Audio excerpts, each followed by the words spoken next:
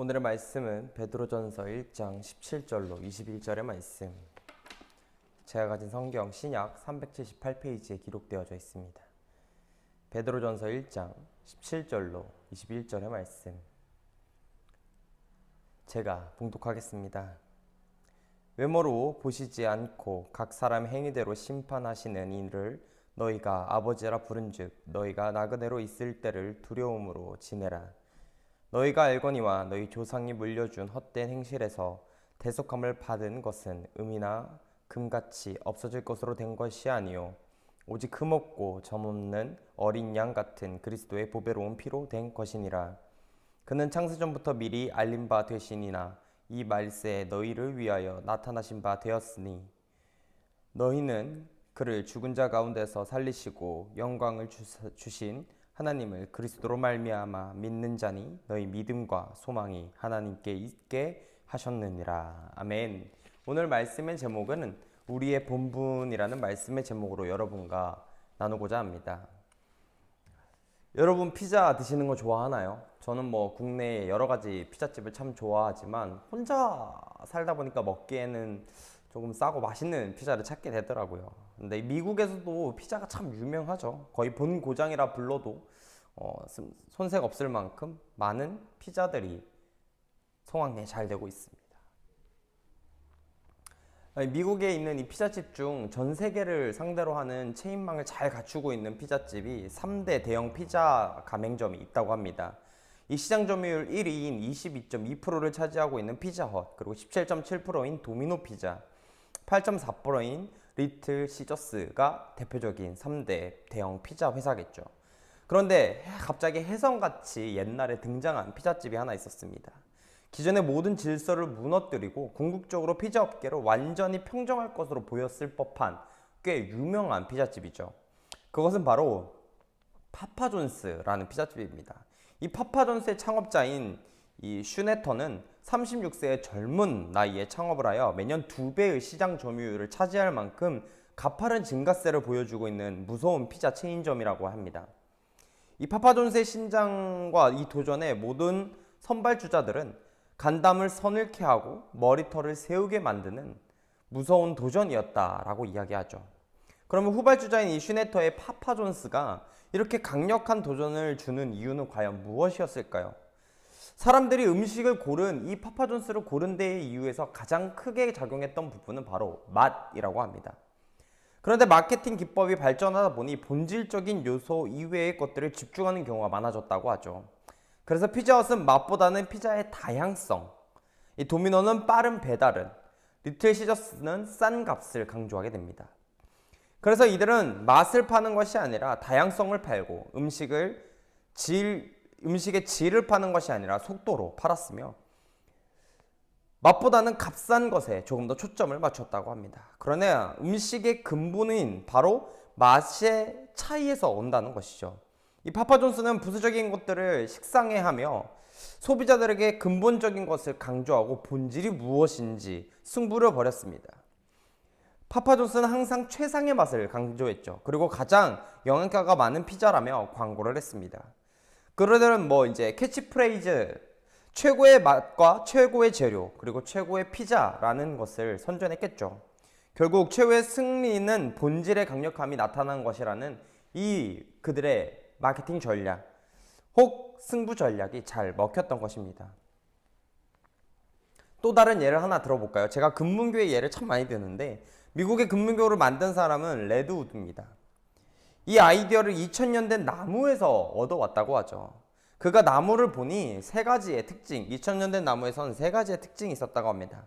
첫 번째는 다른 나무보다 뿌리가 더 깊이 뻗어 있다는 것이었고요. 두 번째는 다른 나무보다 잔뿌리가 많았는데 잔뿌리가 습기 있는 곳으로 찾아 들어가 수분을 나무로 공급하고 있다는 것입니다. 마지막 3번째로는 중요한 것이 그 뿌리가 큰 바위를 칭칭 감고 있었다라는 것이죠. 이것 때문에 2000년 동안 온갖 변하는 환경 속에서도 쓰러지지 않고 살아남았다라는 것을 우리에게 보여주고 있습니다. 그래서 금문교를 만들 때 반석이 나올 때까지 깊게 파고 들어가 그 위에 교각을 세웠다고 합니다. 그것이 수년간 많은 지진에도 흔들리지 않고 오늘날까지 금문교가 자리하고 있은 가장 큰 이유 중 하나입니다.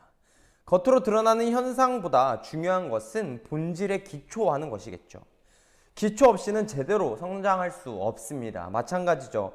그리스도인이라 함은 그 본질의 중요성을 잊지 않고 살아야 하는 것입니다.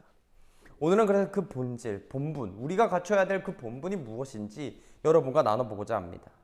먼저 17절을 보게 되면 외모로 보지 않고 각 사람의 행위대로 판단하시는 자를 너희가 아버지라 부른즉 이라고 기록되어져 있습니다. 이는 성도들이 하나님의 자녀라는 사실을 볼모로 신앙에 위배되는 삶을 살아도 된다고 하는 허영적인 태도에 대한 경고를 우리에게 주는 바입니다. 즉 어떤 이단의 주장대로 몇 날 몇 시에 구원을 받았으니 어떻게 살아도 상관없다는 식의 경고는 모든 사람들에게 있어서 가장 최악의 강도 높은 경고일 것입니다. 우리가 얼마나 쉽게 외모로 사람을 판단하는가요? 또 우리가 얼마나 쉽게 우리의 외모로 인해 스스로 괜찮은 사람이라 인지하고 살아가시는가?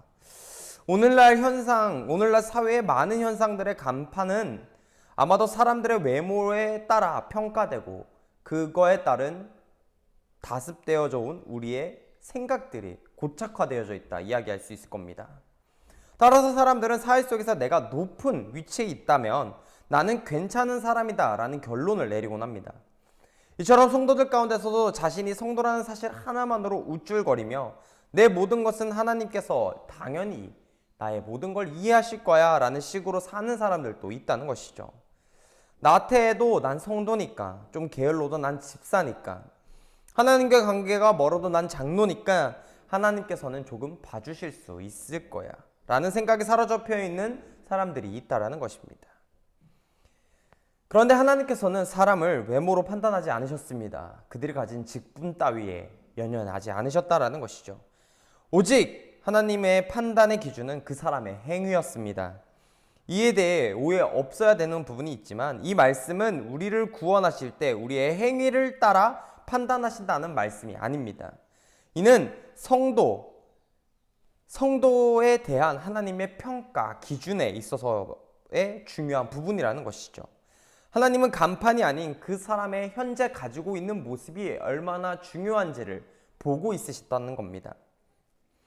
이에 대한 좋은 예가 있죠. 2002년 여러분 그 전에 태어나지 못하신 분들도 있겠지만 2002년에는 한일 월드컵을 준비할 당시 한국 대표팀을 맡은 거스 히딩크 감독이 누구를 대표 선수로 채택하느냐에 따라 꽤 많은 말들이 오고 갔습니다. 유명세를 타고 있었던 어떤 선수를 영입하느냐 아니면 다른 선수를 영입하느냐.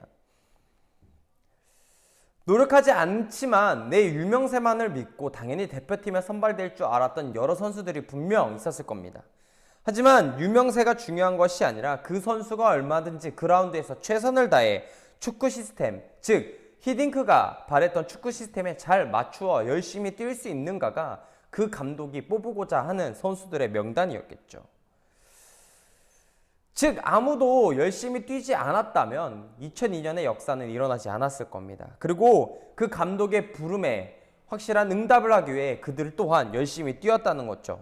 바로 이처럼 하나님께서도 성도가 어떻게 평가되어야 하는지를 분명한 기준이 있으시고 그 유명세가 아닌 그들의 행위와 열심에 따라 선택된다는 것입니다. 하나님께서 칭찬하는 사람은 나 구원받았으니 이젠 내 멋대로 살 거야 라고 이야기하는 사람이 아닙니다. 하나님께서는 성실하고 겸손하게 모든 면에서 신앙을 버리지 않고 실천하는 사람을 칭찬하며 이리 오라 라고 이야기하시는 것이죠. 또 모든 성도들이 그러한 칭찬을 받기를 원하고 있습니다. 그러므로 우리의 삶은 어떠해야 하겠습니까? 우리의 신앙 강판을 내세우며 나아가야 될까요? 여러분이 지닌 집사, 권사, 장로, 심지어 저 같은 목회자들도 명함은 결코 하나님께서 우리를 칭찬해주고 있으시지 않으십니다. 칭찬의 조건이 절대 될 수 없다는 것이죠. 하나님은 우리의 직함이 아니라 우리의 신앙의 자세, 즉 그 모습을 보고 판단하시는 분입니다.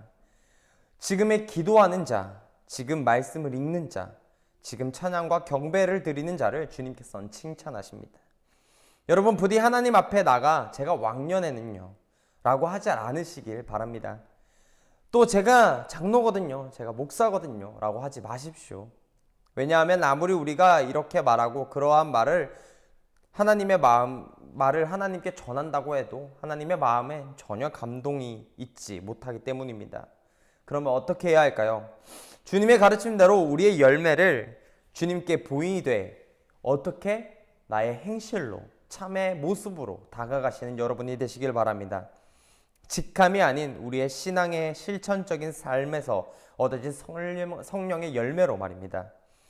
그리고 21절을 보게 되면 너희 믿음과 소망이 하나님께 있게 하셨느니라 라고 하고 있습니다. 이 말씀 속에서 우리는 성도가 이 세상을 살아가면서 어디에 관심과 기대를 두고 살아야 하는지에 대한 답을 찾을 수 있습니다. 우리의 관심은 아마도 여러분도 잘 아시겠지만 오직 그리스도에게만 있어야 합니다. 즉 지금에서 부활을 가능케 했던 하나님, 또 그 그리스도를 믿는 자에게 구원을 베푸실 하나님을 바라보며 살아가야 한다는 것입니다. 그런데 이 사실을 이는 우리의 모습을 되돌아볼 때 한 번쯤 하나님이 아닌 어떠한 다른 점에 초점이 가 있지는 않는지, 가 있었던 경험이 있었는지 한번 되돌아보십시오. 왜 그랬을까요? 많은 이유가 있지만 그 중에 가장 중요한 이유 한 가지를 살펴보게 되면 눈에 보이는 것을 더 귀중히 여기는 인간적인 습관 중에 하나였을 거기 때문입니다. 무슨 말이냐? 하나님은 우리의 실생활 가운데 역사하시는 분이지만 눈으로는 직접 볼 수 없는 분입니다. 따라서 우리의 상황이 악화되면 우리는 곧잘 하나님이 어디 계시는가, 또 그애가 진정 살아계시는가를 의심하게 됩니다. 그리고 결국 우리의 관심과 소망은 하나님이 아닌 다른 어떠한 곳으로 이전해 간다는 것이죠. 따라서 현실에 실질적인 도움을 줄 수 있을 것이라고 생각되는 사람을 찾아가기도 하며 권력을 의지하기도 하고 돈을 의지하기도 합니다. 무슨 말입니까? 믿음과 소망을 주신 하나님이 아닌 다른 방편으로 자신의 닥친 위기를 극복하고자 하는 자들의 마음이 생긴다는 것이죠. 하지만 성도 여러분, 사망도 거두지 못했던 능력의 주님, 또 우리에게 영원한 새 생명을 허락하신 구원의 주님을 믿지 못하면서 생명도 능력도 없는 것들에 마음을 뺏긴다면 우리가 어찌 결코 성도라 당당하게 이야기할 수 있겠습니까? 영원한 새 생명을 가진 우리는 결코 하나님을 바라고 사람과 돈과 권력을 추구하며 살아가서는 안 될 겁니다. 눈에 보이지는 않지만 영원한 하나님을 유일한 가치로 여기며 이 세상에서 살아가는 것이 바로 우리의 유일한 본분일 것입니다. 물론 세상을 살다 보면 우리의 마음이 우리 눈에 보이는 모든 것들에 자극을 받아 유혹당할 수도 있을 것입니다. 하지만 세상에 썩어질 것들에게 주님을 버리는 우리가 돼서는 안 될 겁니다. 우리의 생을 다하고 예수님께서 오실 그 날까지 우리는 헛수고하며 살아가지 않으시길 바랍니다. 오늘 세상을 한마디로 표현하자면 거룩함이 상실된 시대라고 이야기할 수 있을 것입니다. 거룩함을 빼앗으려는 다른 세력들의 극한 괴로움이 우리에게 언제나 가까이 하고 있죠. 매스컴을 통해 보도되는 가장 큰 사회적 이슈의 대부분은 정직을 잃어버린 자들에 대한 고발입니다. 도시에서의 많은 쾌락과 최고의 가치로 여겨져 버려서 이 가장을 지키고 건설해야 될 남편은 다른 것에 조금 더 빠지게 되고, 또한 학교에서는 학생들이 친구를 사회적으로 고립하고 왕따시키는 일들이 참 일수이며 부당한 폭력을 행사하여 학교 간에는 어려운 점이 참 많습니다. 이러한 일들이 비일비재하다 보니 요즘 뉴스에서는 누굴 죽였다 하지 않으면 참 이슈가 되지 않을 만큼 많은 부패와 부정이, 거룩함이 상실되어 버린 세대가 아닌가 싶습니다. 이러한 세상에서 여러분은 과연 어떻게 살아가야 하십니까? 만일 우리에게 표대를 향한 굳건한 의지가 없다면 아마도 우리는 이러한 현실 가운데 쉽게 무너져 버릴 것입니다. 하나님께서 허락하신 거룩함이 얼룩져도 아무 상관없는 사람처럼 살아가고 있는 것이죠. 자신의 죄악된 모습을 합리화하고 거짓을 관용의 이름으로 용납하기 시작한다면 우리는 우리도 모르는 사이에 하나님과 너무도 먼 거리에 서 있다는 사실을 인지해야 합니다. 여러분, 우리는 결코 안전한 곳에 살고 있는 것이 아닙니다. 따라서 우리에게는 경계하는 마음과 거룩함을 지키려는 우리의 노력이 필요하겠죠. 그러므로 우리는 하나님의 거룩함을 지키기 위해 최선의 노력을 해야 합니다. 그러면 하나님께서 주시는 그 기쁨과 그 소망과 그 평안을 이 세상에서 맛보며 살 수 있을 것이고, 바로 이 모습이 우리가 추구하고 누려야 하는 삶의 본분이요, 우리의 성도의 본분인 것입니다. 여러분, 한 주간 살아가시면서 우리의 모습이 오로지 그리스도를 닮아 우리의 본분을 다하고 살아가시는 저와 여러분이 되시기를 간절히 바랍니다. 다 같이 기도하시겠습니다. 사랑이 많으신 하나님, 한 주간을 살며 인생에 바라보는 각자의 기준점이 조금은 달랐습니다. 하지만 중요한 것은 우리의 삶의 가치를 크게 버리는 것이 아닌, 그 가치를 다른 것에 내어주는 것이 아닌 오로지 그리스도만을 따라 살아가는 우리가 될 수 있도록 붙들어 주시옵소서. 그래서 그리스도인의 삶의 본분을 다하여 하나님의 영광과 뜻깊은 그 빛을 전달하고 살아가는 저와 여러분이 될 수 있도록 주님께서 함께하여 주시옵소서. 사랑이 많으신 하나님, 이번 한 주도 지켜주실 줄 믿사오며 우리 가운데 거하시옵소서. 항상 뜨거운 열정을 가질 수 있도록 만들어 주시옵소서.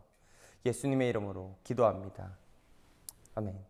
이제는 우리를 죄악 가운데서 구원하신 예수 그리스도의 크신 은혜와 하나님 아버지의 극진하신 사랑과 성령님의 내주 감화 감동 충만 교통하심의 역사가 오늘 예배를 드리는 모든 이 가운데 함께하는 모든 성도들 머리 위에 영원토록 함께할지어다. 아멘.